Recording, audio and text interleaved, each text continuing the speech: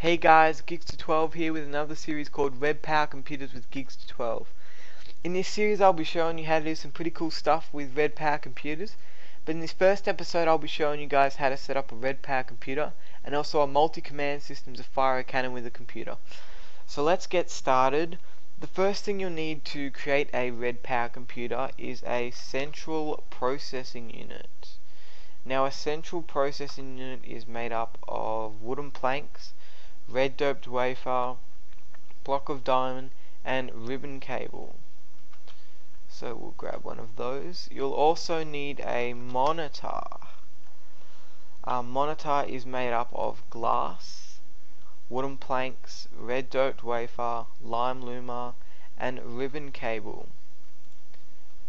You'll also need a disk drive, and a disk drive is made up of wooden planks, blue trick motor, ribbon cable, and red doped wafer again.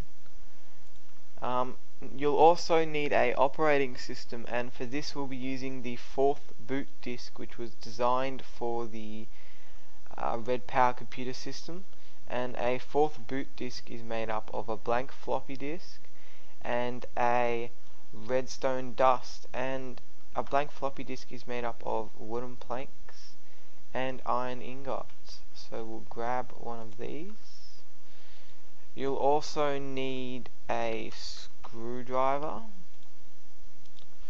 and some cables to connect your computers together. So we'll grab a bundled cable, we'll grab a ribbon cable, and we'll also grab a white insulated cable. We'll also need a I/O expander, which is one of these things here, and we'll grab one of those too. Basically I/O expanders just send signal from the computer to your redstone dust. So anyway, let's get started. You can create a Redpower computer by placing your central processing unit in the center, your monitor on the side, and your disk drive on the other side. Now if they're all touching each other, then they will all be connected. So if I was to start this, or reset, sorry, and insert our blank floppy and start this, and it should say Mine OS version 1.0 initialized. Now that means your computer is on, you can type and stuff like that. Also, if we were to eject our disk, you can put your monitor here, or however many blocks away, your disk drive here, and you can connect them using ribbon cables. And again, insert our 4th boot disk and start the computer, and Mine OS version 1.0 initialized, and again it is usable. So as long as you have either the computers next to each other or a ribbon cable connecting them, they should all work. Now the next thing that you will need to look at is the bus IDs for the monitors and the disk drives. Basically you can have different monitors and different disk drives running to one central processing unit, or CPU. So you can have different versions or different types of floppy disks that you've designed, or different operating systems that you've designed, and you can all hook them up and choose which floppy disk drive you want to connect to, or which monitor you want to connect to. So say if you had a project running over there and you had a monitor over there, you had another project running over here and you had a monitor over there, and you wanted to use this monitor, you can come over here and tell it to select that monitor over there. And basically you do that by having a screwdriver in your hand, holding shift and right clicking on your monitor, and it'll open up your bus ID. Basically this works as a binary system.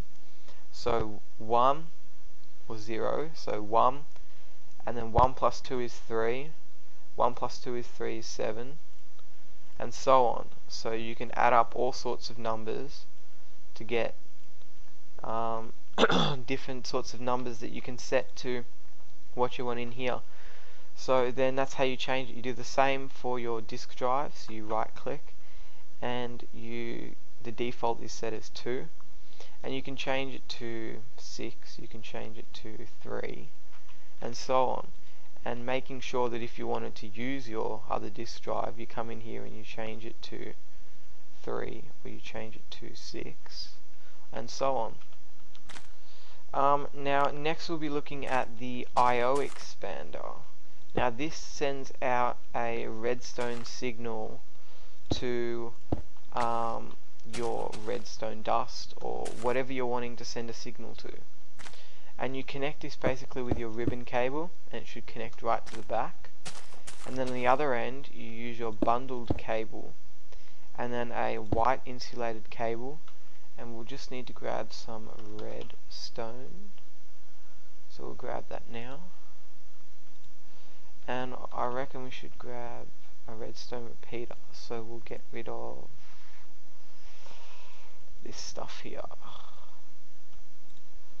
We'll grab a redstone repeater. So we'll place some redstone dust and a repeater, and we'll set them on a delay, just so it's just so we can see that it's working.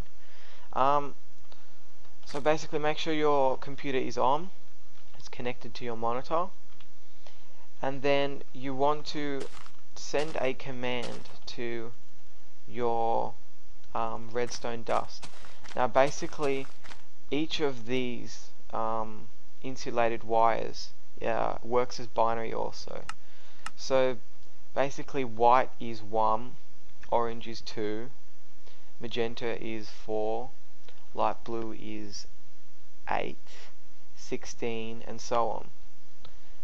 And that basically works for if you were wanting to send a signal out for number 1, then if you had 2, or I think it is orange, then no signal will come out, because you need to put 2 for the signal to go out of the number 2 insulated cable. So since we have number 1, we will type in 1 IOX to send to the IOX command, and exclamation mark to execute a command, and we hit enter, and we should see a signal go through, and our red light should be on our I/O expander to say that there is a signal going through to the I/O expander. Now to turn this off, you type 0 IOX exclamation mark, and it should turn off.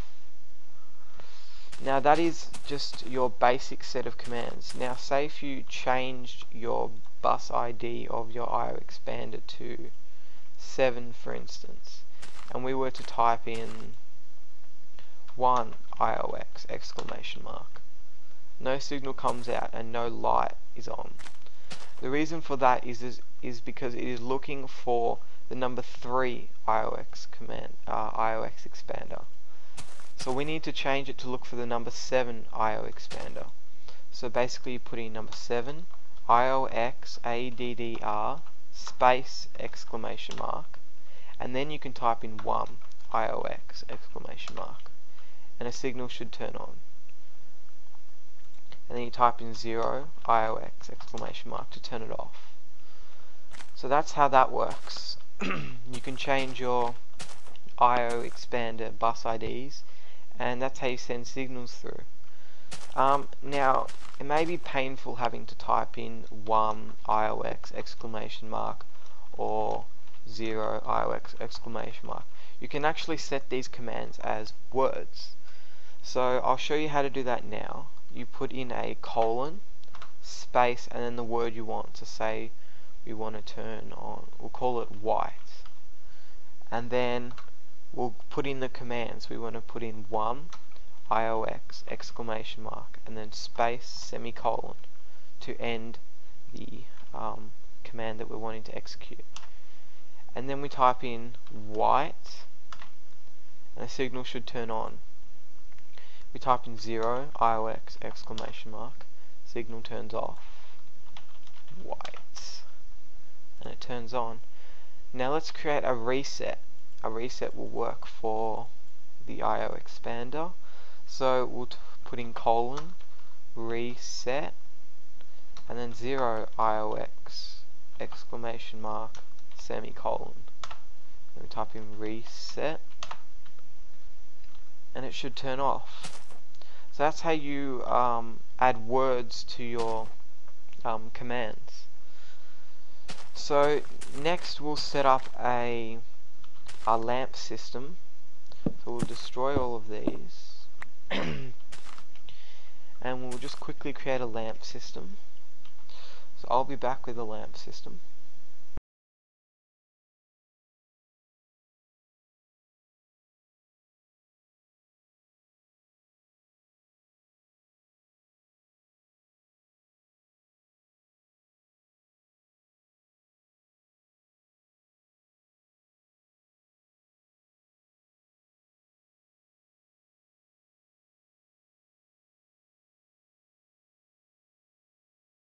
Alright guys, so now I'm back with my lamp system, and basically this works by connecting your bundled cable to your different coloured insulated wires, and then those different coloured insulated wires need to be connected to the same coloured lamp.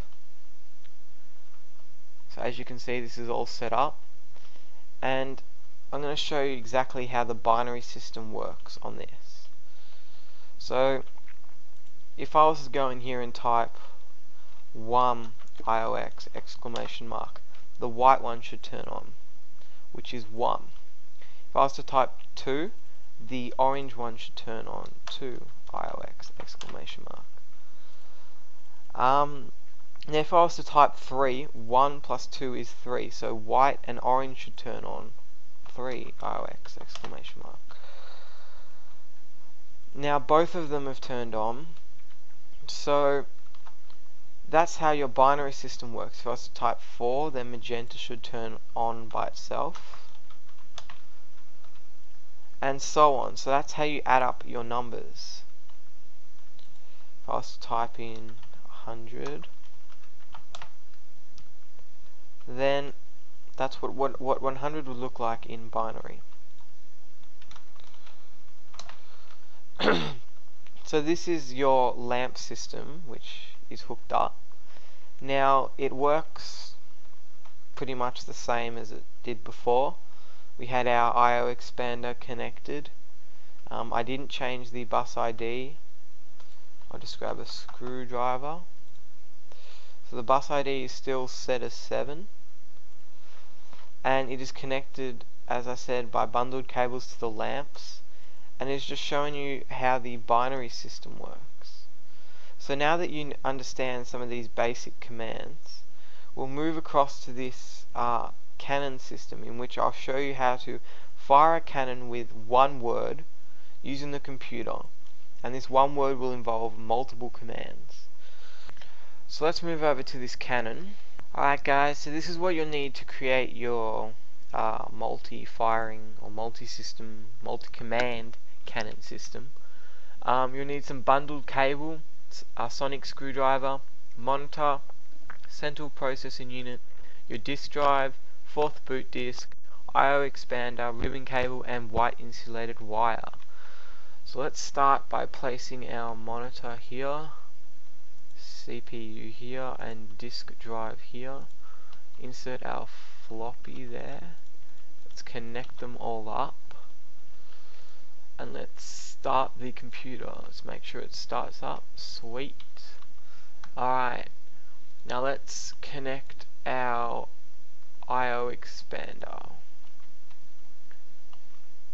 Now first off, we'll need 2 I/O expanders, so one will go here and one will go there. So we'll place one there, and we'll grab some bundled cable, and we'll place some white insulated cable. Bundled. Okay, so now that we've got this all hooked up, we're going to need to change the bus IDs for these, because both of these are set as 3. So we'll keep the left side as 3, and we'll make this side 5. Next we will need to create our multi-firing system. So basically what we are wanting to do is first send a signal through the number 3 IO expander out to the deploying system of the cannon. So I have some deployers here filled with 1 stack of TNT each, and they will deploy cannon TNT into there. Then a delay system, then we'll set a delay system. Then next the signal will go through the number 5 IO expander, will come down through here and will fire, or will ignite each of the TNT. Delay will come across here and will set the charge to basically fire the last block straight out into the air. So let's see this hopefully works. So first we'll need to activate our countdown system. So if I was to type countdown, it says unknown token. So to activate our countdown system, we do a colon countdown, and then we go type 0 swap, making sure this is in capitals. What's in capitals is in capitals, and what's not is not in capitals. And then we type in do CRI space dot space -1 space plus loop space semicolon, and it should just be sitting there just blinking for a few seconds, and then your countdown should be activated. So if I was to type 10 countdown, it does a countdown from 10. So next we're going to set the first signal to deploy. So this one I'm pretty sure is set as bus ID 3. So let's go back here and go and start our multi-command system. So we're going to call this first command fire. So we'll type in colon fire and hit enter. This is how we start our multiple command system with this compile. So first we want to tell it to go to the number 3 IO expander. So we tell it to go 3 IOX ADDR space exclamation mark. Next we want to tell it to send a signal out. So we type 1 IOX exclamation mark. Then once it has deployed its TNT, we want to set a delay before it fires. So we'll set a 10-second delay. So we go 10 count down. Then we'll go and change to our number 5 IO expander. Let's check this number 5. Good. So we go 5 IOX ADDR space exclamation mark. We'll tell it to change to that IO expander. Then we'll tell it to send a signal out. So 1 IOX exclamation mark. And then we want to set a, let's say 20 count down. And then we want to tell it to do a reset of the whole thing. So we want to tell it to turn off all of its signals. So we'll go 0 IOX exclamation mark, then 3 IOX ADDR. So we want to change back to the other IOX expander, and then we want to tell it to go 0 IOX exclamation mark, and then type a semicolon to end this. Now if we were to type fire now, it should do all of this, send a signal out, and fire our TNT. So let's go back, and it looks like it's reset.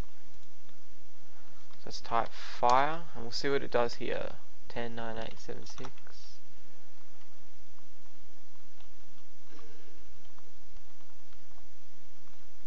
Doesn't look like anything's deploying. So I'll be back, guys, once I figure out what's wrong with the deployers. Alright guys, so I'm back and I've worked out exactly what happened.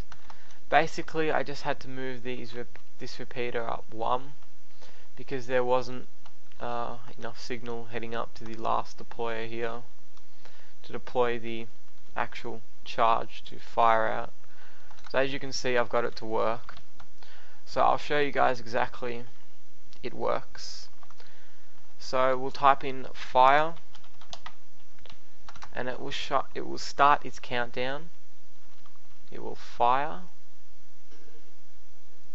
nicely, and as you can see, it is all reset and all ready for your next command or fire. So we'll watch it on the screen here, and as it says, it starts counting down 10, and then it deploys its signal and it's doing its cannon reset. So as you can see, that 20-second countdown is just perfect timing because it fires exactly when it hits 0. So that's basically it on the first tutorial of Redpower Computers with Gigsta12. I don't know what I'll do next. I'll probably discover some new commands, delve more into forth programming, and I'll come back with another awesome tutorial on something cool you can do with Redpower Computers. So thanks very much, and make sure you like, subscribe and comment to this video. Thanks. Wafer, lime luma and ribbon cable. You'll also need a disk drive, and a disk drive is made up of wooden planks, blue trick motor, ribbon cable and red doped wafer again. You'll also need a operating system, and for this we'll be using the 4th Redpower computer is a central processing unit. Now a central processing unit is made up of wooden planks, red doped wafer, block of diamond and ribbon cable. So we'll grab one of those. You'll also need a monitor.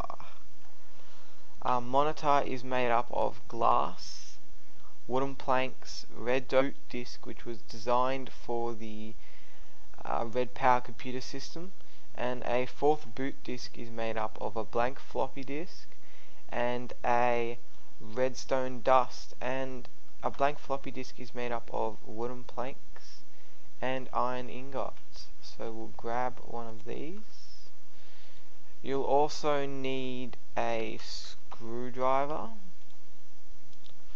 and some cables to connect your computers together. So we'll grab a bundled cable, we'll grab a ribbon cable, and we'll also grab a white insulated cable. We'll also need a I/O expander, which is one of these things here, and we'll